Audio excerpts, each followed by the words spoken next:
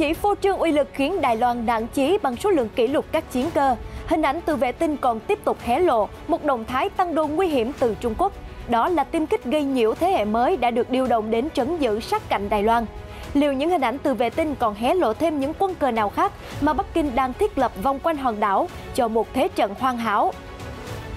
Đứng trước những màn đe dọa liên hồi từ Trung Quốc, hòn đảo không những không triệt tiêu ý chí chiến đấu, ngược lại còn quyết liệt hơn trong động thái phòng thủ. Thậm chí lãnh đạo Đài Loan vừa đích thân lên tiếng cảnh báo Trung Quốc đừng đùa với lửa.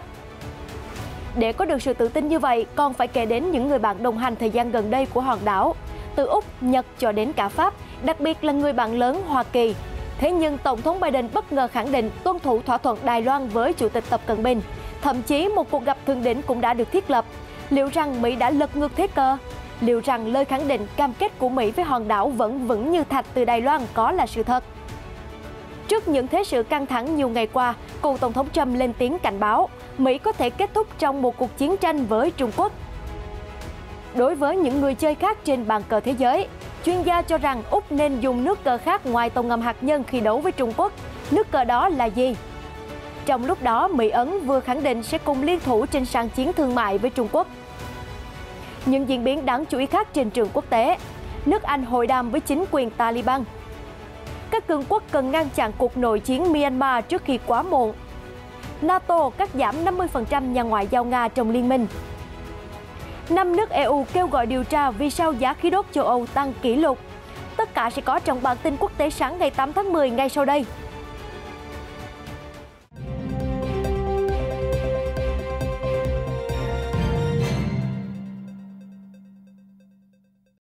Từng nhịp chuyển động của chính trường thế giới những ngày qua đã dậy sóng bởi cuộc chiến chưa rõ hồi kết giữa Trung Quốc và Đài Loan. Mặc dù theo nhiều chuyên gia, việc bùng nổ chiến tranh thực sự ít nhất sẽ không thể diễn ra một sớm một chiều. Nhưng việc Quân Giải phóng Nhân dân Trung Quốc POA cử một số lượng kỷ lục 150 chiến cơ áp sát vào vùng trời của Đài Loan chỉ trong vài ngày đầu tháng 10 ngắn ngủi, đã chính thức đánh dấu một chiến dịch tăng cường quân sự theo hướng mạnh tay nhất có thể, nhằm đập tan mọi hy vọng giành độc lập của hòn đảo. Chính quyền Bắc Kinh đã nhiều lần tuyên bố hòn đảo là một phần của đại lục và sẽ giành quyền kiểm soát bằng vũ lực nếu cần thiết. Không chỉ dừng lại ở đó, một thông tin mới nhất dựa trên hình ảnh vệ tinh và tiết lộ từ POA cho thấy quân đội Trung Quốc đã triển khai tiêm kích J-16D thế hệ mới vừa ra lò, có khả năng gây nhiễu radar của đối phương, tới một căn cứ không quân phía đông sát cạnh Đài Loan. Được biết, nhờ sự ra đời của J-16D đã khiến Trung Quốc trở thành quốc gia thứ hai trên thế giới phát triển máy bay tác chiến điện tử trên cơ sở máy bay tiêm kích, sau khi Mỹ chế tạo máy bay EA-18G trên cơ sở tiêm kích FA-18. Tờ South China Morning Post cho biết không rõ liệu phiên bản tác chiến điện tử mới nhất J-16D có tham gia trong số các chuyến bay náo động vùng nhận dạng phòng không AJZ của Đài Loan những ngày qua hay không. Nhưng một hình ảnh vệ tinh do tạp chí Canwa Defense Review có trụ sở tại Canada công bố mới đây đã hé lộ dáng dấp của một chiếc J-16D đang được đặt tại một căn cứ không quân ở tỉnh Giang Tây. Andre Chang, tổng biên tập tạp chí Canwa Defense Review cho biết hình ảnh vệ tinh cho thấy J-16D đã được triển khai tới căn cứ không quân Xiangtan ở Nam Xương, Giang Tây từ tận tháng 5. Một hình ảnh riêng từ tháng 1 cho thấy một căn cứ không quân khác ở huyện Trường Hưng, tỉnh Chiết Giang, Trung Quốc đang được mở rộng với các nhà chứa máy bay mới và các cơ sở hạ tầng khác đang được xây dựng. Cả hai căn cứ không quân đều được điều hành bởi Bộ Chỉ huy Quân khu phía đông của POA, cơ quan được chính quyền Bắc Kinh phân công giám sát chặt khu vực eo biển Đài Loan. Ông Trang nói thêm, tất cả các căn cứ không quân dọc theo bờ biển phía đông nam đang được Trung Quốc mở rộng và nâng cấp để chứa nhiều máy bay chiến đấu hơn nhằm phục vụ cho các cuộc thi triển binh lực đường không quy mô lớn. Những cuộc không kích kỷ lục vào vùng trời Đài Loan những ngày này chính là một ví dụ cho thấy sức mạnh chiến đấu hàng không của POA. Dự kiến trong tương lai, các phi vụ của POA sẽ còn mở rộng quy mô hơn nữa với con số trên 100 máy bay. Bên cạnh đó, điều mà ông Trang lưu ý đó là càng nhiều cuộc không kích quy mô từ Trung Quốc thì cũng đồng nghĩa nguy cơ va chạm giữa phi đội phòng thủ Đài Loan với chiến cơ Trung Quốc sẽ càng cao. Để rồi từ đây, những cuộc va chạm sẽ bùng nổ thành những mồi lửa chiến tranh thực sự. Trước tin đồn rộ lên từ hình ảnh vệ tinh, một nguồn tin quân sự ở Bắc Kinh yêu cầu giấu tên cũng đã xác nhận rằng chiếc J-16D đã được triển khai tới căn cứ không quân sát cạnh Đài Loan và được đặt trong tình trạng hoạt động kể từ sau cuộc ra mắt tại triển lãm hàng không ở thành phố Chu Hải, thuộc tỉnh Quảng Đông gần đây.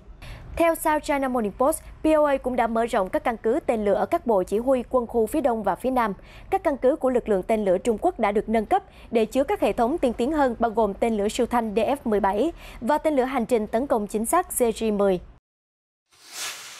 Trước những màn động thủ gia tăng nguy hiểm của Trung Quốc đối với Đài Loan, lãnh đạo hòn đảo Thái Anh Văn hôm thứ Tư 6 tháng 10 đã đích thân gửi lời cảnh báo Trung Quốc rằng những hành động quân sự mang thông điệp gây hấn hơn nữa của đại lục có thể châm ngòi cho một cuộc chiến ở eo biển Đài Loan. Trong cuộc họp hàng tuần của Ủy ban Thường vụ Trung ương Đảng Dân chủ Tiến bộ DPP được tổ chức trực tuyến hôm thứ Tư 6 tháng 10, bà Thái lưu ý rằng các máy bay chiến đấu của Trung Quốc đã có hành vi quấy rối khu vực phía Tây Nam của vùng nhận dạng phòng không ADIZ Đài Loan. Để đối phó với những cuộc xâm nhập này, quân đội Đài Loan đã phải điều động phi đội phòng thủ đến để đánh chặn những chiến cơ Trung Quốc. Lãnh đạo hòn đảo lưu ý rằng tình hình hiện tại Đài Loan không hề độc mã đối diện trước những uy hiếp của Trung Quốc, mà câu chuyện Đài Loan đã trở thành sự kiện chung đánh dấu những thay đổi của tình hình khu vực và đã trở thành chủ đề được cộng đồng quốc tế quan tâm. Bà cho rằng hành động của Trung Quốc đã phá hoại nghiêm trọng hòa bình và ổn định của khu vực. Kết lời, bà Thái nhấn mạnh, tôi cảnh báo chính quyền Bắc Kinh phải đảm bảo kiềm chế và tránh các hành động có thể châm ngòi cho một trận lửa dữ. Những lời cảnh báo từ lãnh đạo Thái Anh Văn không phải là không có cơ sở khi dạo gần đây, giữa lúc mối quan hệ của Trung Quốc và Đài Loan dậy sóng, nhiều nước trên thế giới vẫn công khai bật tín hiệu ủng hộ hòn đảo. Nói có sách, mắt có chứng, chính phủ Úc đã lên tiếng vào chiều thứ Hai 4 tháng 10, tuyên bố ủng hộ cho một khu vực Ấn Độ Dương-Thái Bình Dương an ninh thịnh vượng và dựa trên luật pháp quốc tế. Người phát ngôn Bộ Ngoại giao và Thương mại Úc nói với báo The Guardian rằng Úc quan ngại về sự xâm phạm tăng cường của Trung Quốc đối với vùng nhận dạng phòng không của Đài Loan. Chính quyền mới của tân Thủ tướng Nhật Bản Fumio Kishida hôm 5 tháng 10 thì khẳng định sẽ củng cố liên minh Mỹ-Nhật trước sự trỗi dậy của Trung Quốc. Các nhà phân tích nhận định sự cân đo đong đếm trong mối quan hệ với Đài Loan và Bắc Kinh sẽ chi phối các chính sách an ninh và quan hệ đối ngoại ngay từ đầu nhiệm kỳ của ông Kishida. Không những thế, bất chấp sự gia tăng áp lực của Trung Quốc đối với Đài Loan và những lời cảnh báo trực tiếp từ Trung Quốc, hôm 6 tháng 10, phái đoàn thượng nghị sĩ Pháp dẫn đầu bởi ông Alan Richard, người đứng đầu nhóm hữu nghị Đài Loan của Thượng viện Pháp, đã có chuyến thăm đến Đài Bắc như kế hoạch ban đầu. Nói riêng về Hoa Kỳ, vào hôm thứ Tư 6 tháng 10, Ngoại trưởng Hoa Kỳ Antony Blinken trong cuộc họp tại Paris đã nhắc lại rằng cam kết của Hoa Kỳ với Đài Loan là vững chắc và Washington đang hết sức lo ngại về những gì họ mô tả là hoạt động quân sự đầy khiêu khích của Trung Quốc trong khu vực. Tuy vậy, trước khi ông Blinken phát biểu một ngày, Tổng thống Biden lại có một số hành động gây mâu thuẫn khi tuyên bố ông đã đồng ý với Chủ tịch Trung Quốc Tập Cận Bình tuân theo thỏa thuận Đài Loan. Chưa dừng lại ở đó, vào hôm 6 tháng 10, sau cuộc gặp giữa Cố vấn An ninh Quốc gia Mỹ Jake Sullivan và nhà ngoại giao hàng đầu của Trung Quốc Dương Khiết Trì, Mỹ và Trung Quốc đã đồng ý về nguyên tắc để tổ chức một cuộc gặp trực tuyến giữa Tổng thống Joe Biden và Chủ tịch Tập Cận Bình trước cuối năm nay.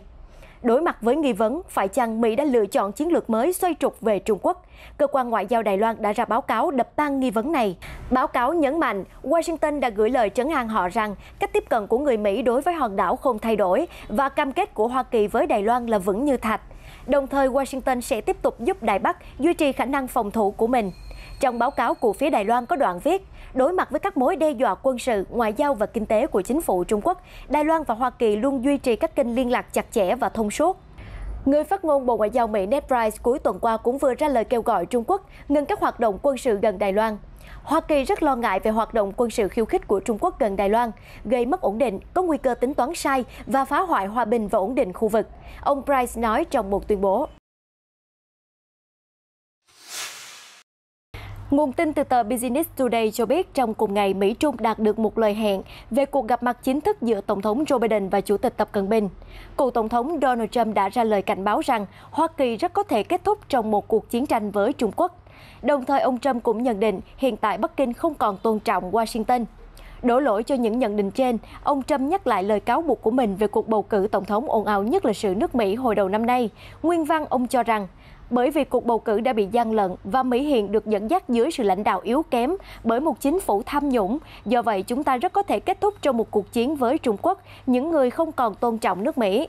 Ông Trump nói thêm rằng Trung Quốc đã tận mắt chứng kiến các tướng lĩnh của Hoa Kỳ đầu hàng hoàn toàn trước Taliban với sự mất mát của 13 binh sĩ Mỹ và cả việc bỏ không 85 tỷ đô la Mỹ thiết bị quân sự tốt nhất và đắt nhất trên thế giới cho Afghanistan một cách vô ích. Cựu Tổng thống Mỹ còn nhân cơ hội để đả kích hướng đi của đảng Dân Chủ khi cho rằng đất nước đang gặp khó khăn và tốt nhất là nên đi nhanh hơn.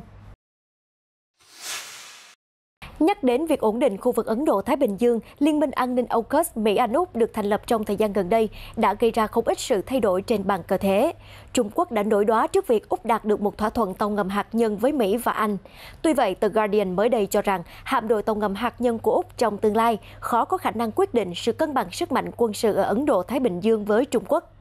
Bài viết này của Guardian được viết bởi Jonathan Perlman, biên tập viên của Bộ Ngoại giao Úc.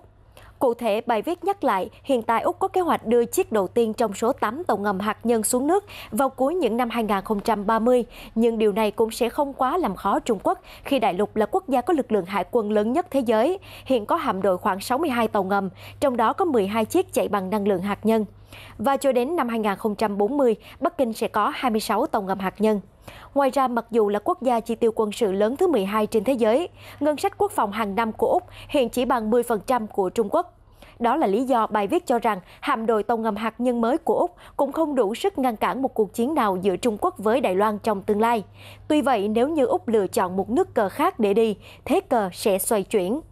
Bởi trong lĩnh vực ngoại giao và thương mại quốc tế, Úc là nền kinh tế lớn thứ 3 thế giới và về mặt lịch sử là người ủng hộ cam kết của các thể chế quốc tế mạnh mẽ, có ảnh hưởng thực sự. Chẳng hạn như Úc đã nỗ lực để tạo ra và củng cố các cơ quan như Diễn đàn Hợp tác Kinh tế Châu Á-Thái Bình Dương APEC, bao gồm Trung Quốc và Đài Loan đều là thành viên. Cùng với nhóm các nền kinh tế lớn G20 cũng có Trung Quốc là thành viên. Không những vậy, Hiệp định Đối tác Toàn diện và Tiến bộ Xuyên Thái Bình Dương CPTPP mà Trung Quốc và Đài Loan đều bất ngờ cùng chạy đua nộp đơn để trở thành thành viên trong thời gian gần đây, cũng có sự tham gia của Úc. Do vậy, việc phê duyệt tư cách thành viên của CPTPP cũng cần phải có sự thông qua của Úc.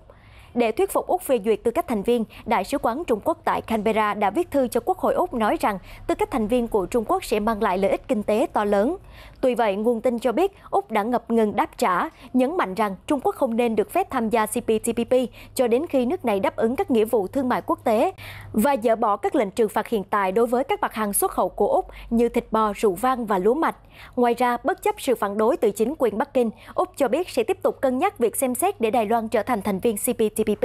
Đó là lý do mà biên tập viên Jonathan Perlman cho rằng Úc cần xem xét lại toàn bộ bàn cờ và cần tránh chọn nhầm chiến trường và nên tận dụng chiến thuật lấy nhu chế cương. Hôm 6 tháng 10, Đài Loan, Hoa Kỳ và Nhật Bản đã có cuộc hội đàm trực tuyến về việc thúc đẩy hợp tác giữa các cơ quan thực thi pháp luật trong cuộc chiến chống lại tội phạm trên không gian mạng. Theo CNA, sự kiện này nằm trong khuôn khổ hợp tác và đào tạo toàn cầu GCTF với sự tham gia của đại diện cấp cao của cơ quan nội vụ, cơ quan ngoại giao Đài Bắc, cùng Viện Hoa Kỳ tại Đài Loan AIT và Sở Giao dịch Nhật Bản Đài Loan. Phó Giám đốc AIT Jeremy Comfort cho biết, dù Đài Loan không được góp mặt trong các tổ chức quốc tế như Tổ chức Cảnh sát Hình sự Quốc tế Interpol, nhưng hòn đảo cũng đã tích cực chia sẻ chuyên môn trong lĩnh vực chống lại tội phạm trên không gian mạng với nhiều quốc gia. Các diễn giả đến từ Đài Loan nhấn mạnh, chính quyền hòn đảo luôn xem an ninh mạng là yếu tố then chốt của an ninh Đài Loan. Đài Bắc đang đẩy mạnh đào tạo đội ngũ chuyên gia trong lĩnh vực này và thúc đẩy hợp tác quốc tế. Không chỉ thành lập các liên minh nhiều nước, Hoa Kỳ cũng đang liên thủ song phương với một vài nước để cùng kềm tỏa sức ảnh hưởng của Trung Quốc tại Ấn Độ-Thái Bình Dương.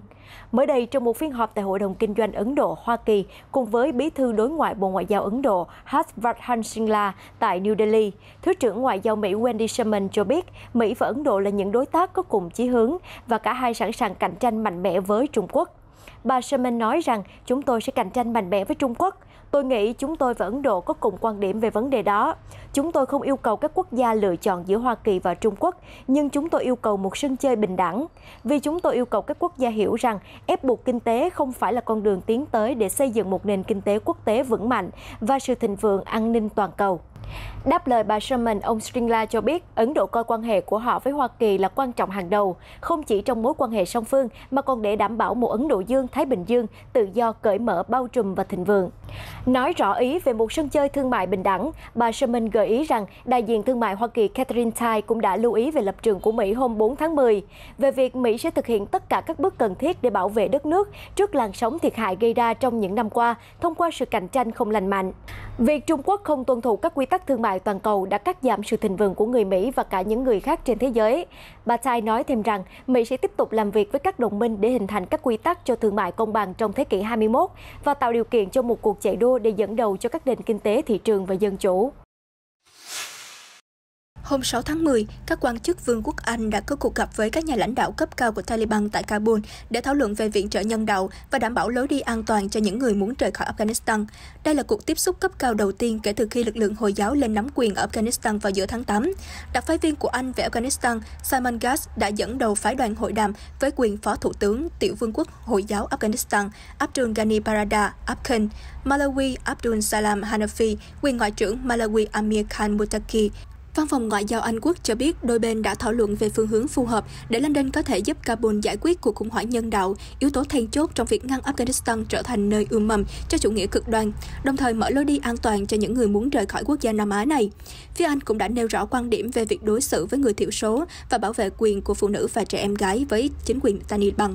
Bộ Ngoại giao Afghanistan cho biết trong một tuyên bố rằng hai bên đã thảo luận về việc khôi phục quan hệ ngoại giao. Đài truyền hình địa phương Tolo News đưa tin ông Barada, đồng sáng lập Taliban, và ông Hanafi đã cam kết với các quan chức Anh rằng chính quyền Taliban muốn xây dựng mối quan hệ tốt đẹp với các quốc gia trên thế giới và cam kết sẽ không cho phép bất kỳ thế lực nào đe dọa an nguy của quốc gia khác từ đất Afghanistan. Văn phòng hành chính của Taliban cũng đã tiết lộ, ông Barada và ông Hanafi cũng cho rằng khối tài sản ngân hàng bị đóng băng của Afghanistan ở nước ngoài nên sớm được giải phóng vì nước này đang rơi vào cuộc khủng hoảng đói nghèo và kinh tế đang bên bờ vực sụp đổ. Taliban cho biết sẽ tạo điều kiện để các tổ chức nhân đạo quốc tế viện trợ cho những người Afghanistan dễ bị tổn thương.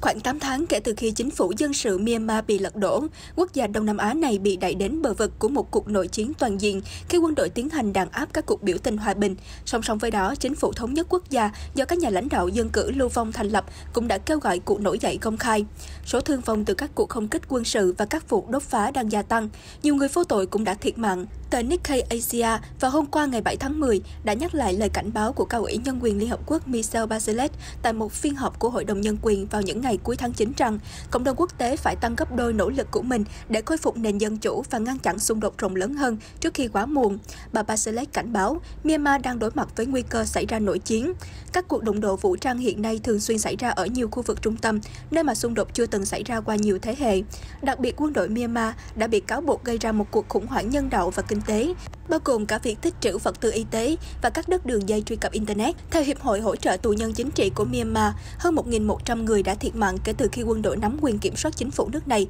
vào ngày 1 tháng 2. Khoảng 200.000 người khác được cho là đã phải rời bỏ nhà cửa do các cuộc đụng độ vũ trang và hỏa hoạn có chủ đích. Myanmar cũng đã chống chọi với làn sóng dịch Covid-19 bùng phát dữ dội. Ngay ở Yangon, khu vực tương đối bình yên cũng đã bùng nổ các cuộc xung đột, làm rung chuyển thành phố lớn nhất của đất nước từ ngày 1 đến ngày 22 tháng 9. Có ít nhất 39 người đã bị thương. Trước tình hình đó, bà Bachelet kêu gọi Hội đồng Nhân quyền ủng hộ một tiến trình chính trị có sự tham gia của tất cả các bên liên quan, bao gồm chính phủ thống nhất quốc gia, xã hội dân sự và đại diện từ các cộng đồng dân tộc thiểu số, đặc biệt là phụ nữ. Bà nói thêm, Hiệp hội các quốc gia Đông Nam Á, trong đó có Myanmar là thành viên, cần khẩn trương hành động, đề ra chính sách sớm đem lại hòa bình cho đất nước này. Nữ lãnh đạo cũng kêu gọi cộng đồng quốc tế thúc đẩy một khuôn khổ toàn diện để giải quyết cuộc khủng hoảng gia tăng ở quốc gia Đông Nam Á. Theo bà Bachelet, cho đến nay, những nỗ lực toàn cầu không hề tác động đáng kể đến tình trạng hỗn loạn ở Myanmar. Bà viện dẫn nghị quyết ngày 18 tháng 6 của Đại hội đồng Liên Hợp Quốc kêu gọi tất cả quốc gia thành viên ngăn chặn dòng vũ khí đổ về Myanmar, bộc lộ nhiều điểm yếu và bộc lộ sự rối ren trong nội bộ. Trung Quốc, Nga, Thái Lan và Campuchia đã bỏ phiếu trắng. Cộng đồng quốc tế không thể đưa ra một phán quyết chung, ngay cả dưới hình thức một nghị quyết không ràng buộc. Nga, một nước ủng hộ quan trọng của chính quyền quân đội, đã không cắt giảm lượng vũ khí xuất khẩu sang Myanmar, ngay cả sau cuộc đảo chính. Moscow đã thúc đẩy việc chuyển giao 6 máy bay chiến đấu Sukhoi Su-30 cho Myanmar theo hợp đồng được ký vào năm 2018. Nước này cũng sẽ cung cấp tên lửa đất đối không, máy bay không người lái giám sát và hệ thống radar cho Myanmar trong một thỏa thuận được ký vào đầu năm. Trong khi đó, sáng kiến ASEAN cũng đã không đạt được kỳ vọng của bà Bachelet. Vào tháng 4, khối 10 thành viên đã tổ chức hội nghị thượng đỉnh tại Jakarta và mời lãnh đạo quân sự hàng đầu của Myanmar, tướng Min Aung Hlaing tham gia hội đàm. Tại đó, các nhà lãnh đạo ASEAN đã nhất trí 5 điểm liên quan đến Myanmar, bao gồm ngừng ngay lập tức bạo lực, đối thoại mang tính xây dựng giữa quân đội và dân sự và việc bổ nhiệm một đặc phái viên ASEAN. Hơn 5 tháng sau, không có điểm nào trong số 5 điểm đã được thực hiện. Chỉ có một điều rút ra từ cuộc họp ở Jakarta là ông Hlaing đã được chào đón với tư cách là nhà lãnh đạo Myanmar. Kênh truyền hình Sky News của Anh đưa tin hôm 6 tháng 10, Tổ chức Hiệp ước Bắc Đại Tây Dương NATO đã quyết định cắt giảm một nửa thành viên phái đoàn thường trực của Nga tại Liên minh ở Brussels, trục xuất 8 nhà ngoại giao của nước này và bãi nhiệm 2 giới chức khác. Được biết, quyết định này được đưa ra sau khi Nga bị cáo buộc đang thực hiện các hoạt động xấu mang tính thù địch trong những năm gần đây. Cụ thể, phái bộ thường trực của Nga tại NATO hiện có 20 người và sẽ bị giảm xuống còn 10 thành viên. Sky News cho biết trước khi đưa ra quyết định cắt giảm, NATO đã yêu cầu các nước thành viên báo cáo về hoạt động thù địch đáng ngờ của Nga trên lãnh thổ của mình. Tất cả dữ liệu liên quan đã được thu thập vào tháng trước. Kênh truyền hình dẫn lời một quan chức NATO giấu tên nói rằng các nhà ngoại giao Nga bị trục xuất được cho là đã bí mật hoạt động trong tổ chức với tư cách là sĩ quan tình báo Nga. Phía Moscow đã cho rằng cáo buộc này là vô căn cứ, những hành động trục xuất của NATO không mang tính xây dựng và cho rằng NATO đang tiếp tục thực thi một chính sách ngoại giao bế tắc với nước này. Nga đe dọa sẽ đáp trả tương xứng với hành xử của khối liên minh. Theo Bloomberg, nhóm 5 nước Pháp, Tây Ban Nha, Cộng hòa Séc, Romania và Hy Lạp thuộc Liên minh châu Âu EU vừa yêu cầu điều tra các nguyên nhân dẫn tới giá khí đốt tăng kỷ lục ở lục địa già. Tuyên bố chung của 5 nước có đoạn viết cần phải điều tra thị trường khí đốt ở châu Âu để hiểu vì sao các hợp đồng khí đốt hiện tại không thể đáp ứng đủ nhu cầu. 5 nước EU cũng kêu gọi thiết lập quy tắc chung về mua khí đốt để giảm thiểu nguy cơ giá thành tăng cao đột biến. Ngoài ra, các nước muốn hợp tác chặt chẽ hơn khi mua khí đốt để đạt được sức mạnh thương lượng lớn hơn. Mặt khác, văn bản của 5 nước châu Âu cũng đề xuất cải cách thị trường điện bán sỉ của EU nhằm thiết lập tốt hơn mối liên hệ giữa giá bán cho người tiêu dùng với chi phí sản xuất trung bình điện năng. Giá khí đốt ở châu Âu đã thiết lập hàng loạt kỷ lục trong giao dịch ngày 5 tháng 10. Mở đầu hôm thứ Ba, giá vượt mức 1.200 đô la Mỹ cho mỗi 1.000 mét khối và đến buổi chiều, mức giá leo thang hơn đến 1.455 đô la Mỹ mỗi mét khối, tức là tăng tới 250 đô la Mỹ trong ngày giao dịch. Alexei Miller, Chủ tịch Hội đồng Quản trị Tập đoàn Năng lượng Nga Gazprom trước đó, nêu quan điểm rằng sự chậm trễ trong việc cung cấp khí đốt vào các cơ sở lưu trữ ngầm ở châu Âu và nhu cầu về khí đốt ngày càng tăng đã dẫn đến mức giá kỷ lục. Tuy nhiên, những kỷ lục đó e rằng sẽ sớm bị xô đổ trong thời gian tới.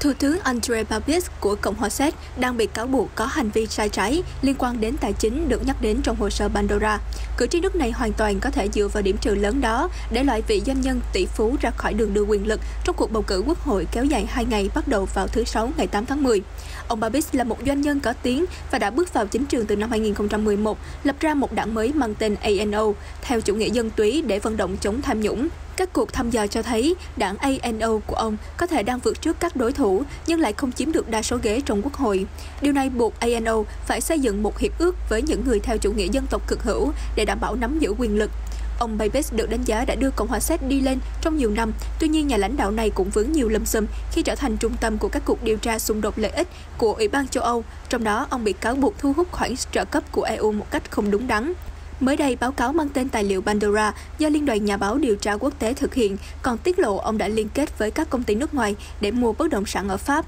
Ông Babis đã phủ nhận mọi hành vi sai trái liên quan đến các tiết lộ của công ty nước ngoài, Cuộc điều tra gian lận và Cuộc điều tra của Ủy ban châu Âu. Một số người Séc cho biết quốc gia trung tâm châu Âu cần thay đổi ghế thủ tướng. Đây là cơ hội để phe đối lập chính tận dụng nâng số phiếu bầu cho đảng mình. Chủ tịch Đảng Dân Chủ Công dân ODS Berfiela cho biết đảng của ông sẽ không hợp tác với ông Babis sau cuộc bầu cử mà sẽ đàm phán với Liên minh cướp biển độc lập và thị trưởng, phe được dự đoán sẽ đứng thứ 3 trong cuộc tổng tuyển cử. Một chính phủ được tạo thành từ hai khối đối lập, chính là trung hữu và trung tả, có thể sẽ cải thiện quan hệ của nước này với các thể chế của Liên minh châu Âu EU và giảm bớt những luận điệu chống khối này. Tuy nhiên, Tổng thống Miloš Zeman cho biết ông sẽ trao cho đảng ANO của ông Babis cơ hội thành lập nội các. Ông Babis để ngỏ khả năng chuyển sang hợp tác với đảng Tự do và Dân chủ trực tiếp SPD cực hữu, dù hai bên đang bất đồng về đề xuất trưng cầu dân Ý để rời EU của SPD. Các điểm bỏ phiếu trên khắp Cộng hòa Séc sẽ mở vào ngày 8 tháng 10.